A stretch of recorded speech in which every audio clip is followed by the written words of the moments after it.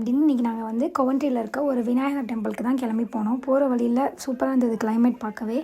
அப்புறம் அங்கே போய் ரீச் ஆகிட்டு கார் பார்க் பண்ணிவிட்டு அங்கேருந்து ஒரு 2 மினிட்ஸ் நடந்து போகிற மாதிரி இருந்தது. ஸோ நடந்து போய் கோயிலை ரீச் பண்ணிட்டோம். நிறைய பேர் வந்திருந்தாங்க. ஏன்னா ஸ்ரீலங்கனில் வந்து ஒரு இது இருக்குது, ரிச்சுவல் மாதிரி. தீபாவளி அன்றைக்கி ஒரு கயிறு மாதிரி நாங்கள் சேஞ்ச் பண்ணி கட்டுவோம். அது பேர் கௌரிகாப்புன்னு சொல்லுவாங்க. அதனால் நிறைய ஸ்ரீலங்கன் பேர் வந்திருந்தாங்க. நானும் அது வந்து 16 இயர்ஸாக பண்ணுறேன். இந்த இயர்ஸ் வந்து 17. ஸோ நானும் அந்த கயிறு கட்டுறதுக்காக தான் இன்றைக்கி போயிருந்தேன். அதுக்கான சீட்டெலாம் வாங்கியாச்சு.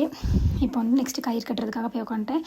அவங்களும் எனக்கு அந்த பழைய கயிறை வந்து நான் அதை கழட்டி போட்டு ஃப்ரெஷ்ஷாக நியூவாக இன்னொரு கயிறு வந்து கட்டிட்டு அங்கேருந்து கிளம்பி வந்துட்டேன். எனக்கு வந்து பொங்கல் அப்புறம் தேங்காய் அந்த இதெல்லாம் கொஞ்சம் கொடுத்துருந்தாங்க. அதை வாங்கிட்டு நானும் வெளியே வந்துட்டேன். வெளியே வந்து பார்த்தா சாப்பாடு போட்டிருந்தாங்க.